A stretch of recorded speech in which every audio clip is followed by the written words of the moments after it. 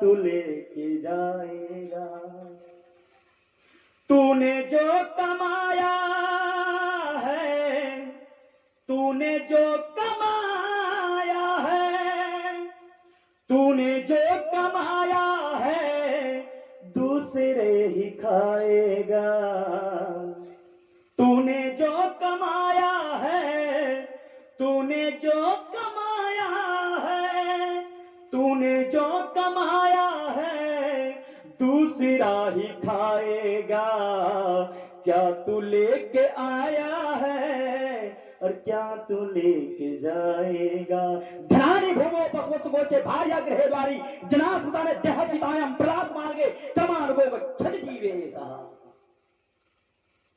अरे पिता पुत्र माता भाई बहन तो बहुत दूर की बात है, जो शरीर इसमें चिपका हुआ हड्डी रुधिर खून मांस ये भी चिता में जल के राख हो जाएगा। माटी के बनल शरीरिया, बार बार मैं निवेदन करता हूं, माटी के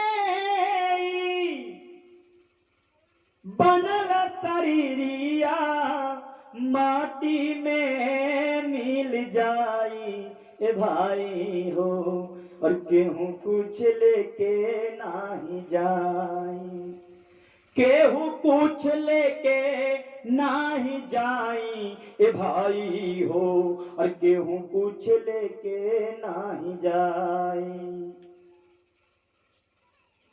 और हरियर डोलिया के हो हो हो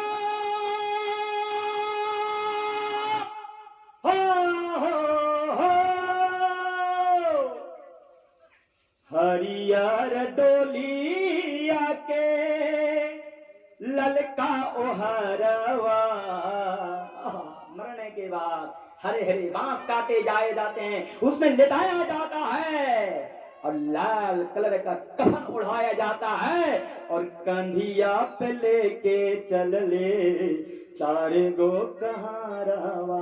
कहते हो कोई हाथ मेरा है, शरीर मेरा है, आंख मेरी है, तो मैं पूछना चाहता हूं कि जब आंख फूट जाती है तो आंख से क्यों नहीं कहते कि आंख तुम मेरी हो, तुम मत फूटो, वो तो फूट के ही रहती है। हाथ को क्यों नहीं कहते कि हाथ तुम मत टूटो, वो तो टूट के ही रहता है। इसलिए भैया आपको ये जान लेना चाहिए ये कुछ भी मेरा नहीं है, मेरा तेरा करते करते जीवन निकल गया। पिताजी संसार में किसी को कुछ भी, किन्हीं को भी कुछ भी यहां से जो चाहेंगे कि कुछ यहां से ले जाऊंगा, कुछ भी लेकर के नहीं जाएगा, कुछ भी यहां से लेके नहीं जाएगा। पिताजी आज मेरे आप पिताजी हैं, हो सकता है अगला जन्म में मैं आपका पिता रहूंगा। कुछ नहीं, बहुत सारे उपदेश यहाँ पे करते हैं बंधुओं, कथा बहुत है, क्या करूं समय का अभाव है। आज जागरण भी होंगे, इसलिए मैं कथा की तरफ तीव्र से बढ़ता हूं, आप सभी कान को ध्यान पूर्वक से श्रवण करते जाइएगा। बंधुओं, आत्मदेव जी गौकर्ण जी का उपदेश सुन करके उनके मन में वैराग आगे, वैराग राग रसो भक्त निष्ठा धर्मम रस सततम कजलोक धर्मा सेवस्व साधु पुरुषम जहि काम तस्नाम अन्यस दोष गुण चिंतनास मुक्त्वा सेवा कथा रसमहो नितराक्य भक्तम। बस आत्मदेव जी ने भगवान का नाम कीर्तन करना प्रारंभ कर दिए, श्रीमद् भागवत 10वें स्कंद का पाठ करना प्रारंभ कर दिए और पाठ करते करते अपने शरीर को वहीं पे विलीन कर दिए। गौकर्ण जी पुनः अपने काशी चले गए। अब तो घर में पिताजी नहीं हैं, आत्मदेव जी हैं नहीं, तो धुंधकारी का ही राज्य हो गया। माता जी से कहा धुंधली देवी से कि माँ पिताजी तो चले गए, चाबी कहाँ रख गए हैं गोदरेज का बक्से का, जल्दी दो। माता ने कहा बेटा जितना धन था तो तुमने सब जुआ में हार गया है, अब कुछ धन बचा है पेट पालने के लिए रहने दो। धुंधकारी कहता कि देती हो कि नहीं, मां ने नहीं दिया चाबी। धुंधकारी ने क्या किया, पीतरयु पड़ते तेना जननी तारिता वृषम कोपटम कृष्णते ब्रूहि हनस्ये लत्यान चेता। लात को उठाया और अपनी मां पे जोर से प्रहार किया। जब पुत्र ने इस प्रकार से अपमान किया जब धुंधली देवी को, तो धुंधली देवी ने कहा खरीदा हुआ पुत्र आज मुझे पता चला। आज हॉस्पिटल में ही खरीदे जाते हैं 2 लाख 4 लाख। और वही पुत्र ऐसे होते हैं जो माता पिता अपने पुत्र को संस्कार नहीं देते। अभी मैंने क्या कहा था, माता शत्रु पिता बेरी ये बारे न पापिता। जो माता पिता अपने संतान को सुंदर शिक्षा नहीं देंगे उस माता पिता को वृद्धावस्था में भुगतना पड़ेगा। तैयार रहें, इसे सुंदर शिक्षा दे। धुनकारी को बचपन से ही उसको लाड़ प्यार मान का, अरे दे दो धन, दे दो धन, अपना ही पुत्र को, इसी का तो धन है। अब क्या इसी का धन है तो उसे बिगाड़ दोगे? देखे जितने लायक है, अगर 5 रुपये का लायक है, वो 5 रुपए का चॉकलेट बिस्किट अगर खाते तो 5 ही रुपया दिया जाए उसे। ये नहीं कि 100 रुपया, आप बहुत बड़ा धनी है, ये नहीं कि मेरा बेटा बड़ा घर का बेटा है, निकाल 5 दे दो। अब पता नहीं वो 500 क्या करेगा, ये जानते हैं आप? कहां पे खर्चा करेगा वो? क्या पता कहीं बैठ के जंगल में पत्ता खेल रहा हो, क्या पता कहीं गलत संगत में जाकर के शराब पी रहा हो। बंधुओं, आज धुंधली देवी आधी रात को उठी और घर के सामने कुआं था, उस कुएं में धुंधली देवी कूद के अपने प्राण को गवा दिए। गोविंदाय नमो नमः। वो बांके बिहारी लाल की जय करम कमीनी। मैया नींद आएगी तो भगा दीजिएगा, मात्र कुछ ही देर तक इसलिए सुनिएगा। मैंने आपको पहले कह दिया था क्योंकि कथा पूरी होनी चाहिए। बंधुओं, धुंधली देवी तो चली गई, अब धुंधकारी अकेले बच गया। अभी मैंने क्या कहा था, धिक जीवितम प्रजाहीनम धिक गृहम च प्रजाम बिना। जिस घर में मालिक मुखिया नहीं रहता है वो घर तो बिगड़ ही जाता है। माँ भी चले गई, पिता भी चले गए, ये नास्तिक पुत्र बच गया धुंधकारी। उसने क्या किया, 4 वेश्याओं को घर ले आया, मदिरा पान करने लगा, मांस भक्षण करने लगा। धुंधकारी रात को जाता है, धन लूट करके लाता है। एक राजा के यहाँ जाकर डकैती किया, डाका डाला, और डाका डालने के बाद रात्रि को, अर्धरात्रि को आया, काला पट्टी काला टीका लगाया हुआ है, और आया और वेश्या को दे दिया, गणिका को दे दिया वो धन। और धुंधकारी थका हुआ था, सो गया। उस गणिका ने, संस्कृत में कहते गणिका वेश्या को, इसलिए मैं गणिका ही बोलूंगा, समझ जाइएगा। गणिका ने सोची मन में कि हम तो गणिका है, हमें तो धन की जरूरत है, हमें पति की जरूरत नहीं है, हमें धन जहां ज्यादा मिले वहीं पे मैं रहती हूँ। और ये धन अभी राजा के लूट करके लाया है, सुबह आएगा राजा, इसे भी पकड़ के ले जाएगा, मुझे भी पकड़ के ले जाएगा और धन भी ले जाएगा। इसलिए इसी में अच्छाई है, जो धन को भी लेके यहां से भाग जाऊंगी मैं और इसको भी यहीं पे दफन कर दूंगी। इसलिए तो भागवत में कहा गया है, ध्यान दीजिएगा। अगर ध्यान नहीं देंगे तो गलत अर्थ लगा दीजिएगा, फिर कहिएगा पंडित जी ना अनाप शनाप क्या क्या बकता है। ध्यान दीजिएगा, ये बहुत सुंदर श्लोक है। तब यहाँ पे वेद व्यास जी वर्णन करते क्या, स्त्रीनेव दुष्टानाम, स्त्रीनेव दुष्टानाम कारयेत् बुधा, सा स्थितो दुःखे परिभूयते। दुष्ट स्त्री पे कभी भी विश्वास नहीं करनी चाहिए। अब ध्यान दीजिएगा, ध्यान नहीं दीजिएगा फिर कहिएगा पंडित जी गलत बोल रहे हैं। स्त्री ने व दुष्टानाम दुष्टानाम कारयेत् बुधा। अंतिम में क्या बोला कि उस स्त्री पे विश्वास नहीं करनी चाहिए जो स्त्री दुष्ट हो। सभी स्त्री पे लागू नहीं होता, दुष्ट जैसे वैश्या, गणिका, ऐसे स्त्रियों पे विश्वास नहीं करने चाहिए। ऐसे स्त्री पे जो विश्वास करता है सा दुःखै परिभूयते, उसे दुख के अलावा कुछ भी नहीं मिलता है। वेद व्यास जी ने खुद वर्णन किया है महात्म में। कोई देखना चाहेंगे तो मैं तुरंत ही पुराण खोल के दिखा दूंगा। बंधुओं, यहाँ पे सावधान किए हैं वेद व्यास जी। आज धुंधकारी को क्या किया, उस वेश्याओं ने, धुंधकारी सो रहा था, खटिया में दोनों पैर को बांध दिया, वेश्या ने दोनों हाथ को बांध दिया, और क्या किया, तब तांगारस मुहाश्चातन मुखे विचिक्षिपुः अग्नि ज्वालाति दुखेन व्याकुलो निधनम गतः। अर्थात तपता हुआ अंगार आग को लाया और धुंधकारी के मुंह में डाल दिया, और जैसे ही मुंह में डाला वैसे ही धुंधकारी हाथ को छुड़ाना चाहा तो हाथ बंधा हुआ है, पैर भी बंधा हुआ है। धुंधकारी व्याकुलो निधनम गतः, व्याकुल होकर के मर गया। और जब व्याकुल होकर मर गया और वहां से वेश्या भग गई, वो गणिका भग गई। गोकर्ण जी को जब पता चला काशी में कि हमारे पिताजी भी नहीं रहे, हमारी माताजी भी नहीं रही, और हमारा जो भाई था धुंधकारी वो भी नहीं रहा, तो चलो उसके नाम से कुछ पिंडदान वगैरह कर दिया जाए, श्राद्ध कर दिया जाए। अब गोकर्ण जी गया आए, गया में पिंडदान किए, गया में पिंडदान के उन तीनों के नाम से। और बंधुओं घर आए वो। अब घर आने के बाद शाम को प्रवेश किए अपने गांव में। अब बहुत दिन से घर बंद थी, मकान बंद थी, तो मकड़ी की जाले लग गए थे, लोटा खाना बर्तन इधर उधर फेंका हुआ था, तो कोई घर में नहीं रहेगा तो वही स्थिति होगी। तो गोकर्ण जी सोचे कि अब रात्रि तो किसी तरह बितानी है, तो अपने घर बीच आंगन में अपने धोती से थोड़ा गंदगी को साइड किया और धोती को बिछा के गोकर्ण जी लेटने लगे। लेकिन देखते हैं क्या, गोकर्ण जी देखते हैं क्या, अर्धरात्रि में आधी रात में क्या देखते हैं, सक्रिन में सहसा धस्ती सकृचो महिषो भवात् सात्रिदिंद सात्कृचाग्नि पुनश्च पुरुषो भवात्। देखते हैं कि आंगन में कभी भेड़, कभी बकरा, कभी भैंस, कभी आग, कभी प्रेत आ जाता है। गोकर्ण जी ने तुरंत उठे, बोले तुम कौन हो? लेकिन बंधुओं वो बोल नहीं सकता है, वो बोल नहीं सकता है, क्योंकि वो प्रेत है। प्रेत का मुंह कितना, प्रेत जोनी में बहुत तकलीफ है, बहुत ही तकलीफ है, क्योंकि प्रेत का जो मुंह होता है बाल से भी ज्यादा पतला होता है, उसे तो हवा पी पी के ही जिंदा रहना पड़ता है।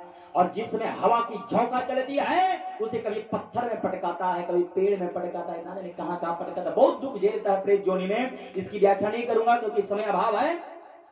बंधुओं जब गोकर्ण जी ने ऐसा देखा तो आवाज ही उधर से नहीं आ रही है, क्योंकि मुंह है ही नहीं।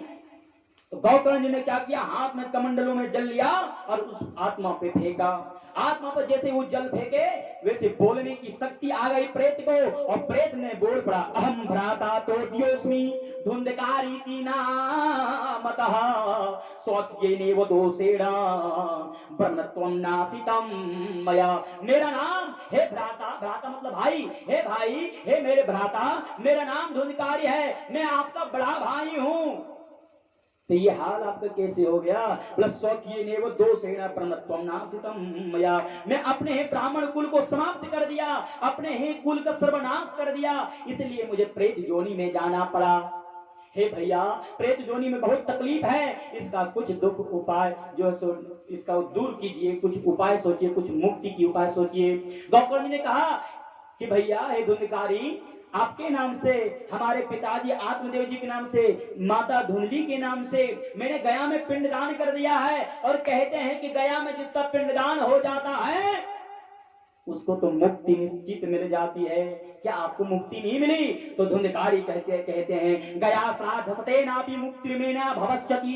गया में चाहे मेरे नाम से कितने भी श्राद्ध कर लो, कितने भी पिंडदान कर लो, गया में हमारी मुक्ति नहीं है भैया, इसलिए कुछ उपाय कीजिए, कुछ उपाय कीजिए। गोकर्ण जी ने कहा कि चिंता मत करो, सुबह होने दो, तेरे उपाय के बारे में सोचते हैं। प्रातः काल हुआ, गांव वालों को पता चला कि गोकर्ण महाराज आए हैं। गांव वाले सभी लोग प्रणाम करने लगे, संत आदि आए हैं, सम्मान करने लगे। गोकर्ण जी ने कहा मुझे सम्मान की जरूरत नहीं है, संत जो होते हैं उसे सम्मान की जरूरत नहीं है, और ना ही उनको अपमान पता होता है, ना ही सम्मान पता होता है। जिसको सम्मान पता होता है, जो सम्मान लेता है, जो सम्मान चाहता है, उसी को अपमान भी होता है। जो सम्मान चाहता है उसी को अपमान भी मिलता है, जो सम्मान चाहता नहीं है उसे अपमान भी नहीं मिलता है। एक सूत्र बहुत अच्छा है ये। बंधुओं प्रातः काल हुआ, गोकर्ण जी ने कहा मुझे सम्मान की जरूरत नहीं है, मैं आप लोगों से प्रार्थना करता हूं कि मेरा भाई धुंधकारी जो है प्रेत जोनी में भटक रहा है, उस प्रेत जोनी से मुक्ति दिलाने के लिए कोई सुंदर उपाय बताएं। गांव वाले सोचे कि गोकर्ण जी परम ज्ञानी पंडित, उनको जब पता नहीं है उपाय के बारे में तो मुझे कहां से पता रहेगा। बंधुओं गोकर्ण जी ने, सब गांव वाले बोले महाराज हम लोगों को पता नहीं है। गोकर्ण जी ने, सूर्य भगवान उदय ले रहे थे, गोकर्ण जी ने हाथ में जल लिया और तुरंत सूर्य भगवान के तरफ छोड़े, सूर्य भगवान के रथ रुक गए। गोकर्ण जी इतने परम ज्ञानी थे जो सूर्य भगवान के रथ को रोक दिए। सूर्य भगवान हाथ जोड़ करके गोकर्ण जी महाराज से कहा कि हे गोकर्ण जी महाराज क्या गलती हो गई मुझसे? बोले नहीं प्रभु आपसे गलती नहीं हो सकती है, आपसे यह दास जो है, यह जो दास है आपसे कुछ निवेदन करना चाहता है। बोले क्या गोकर्ण जी महाराज कहिए।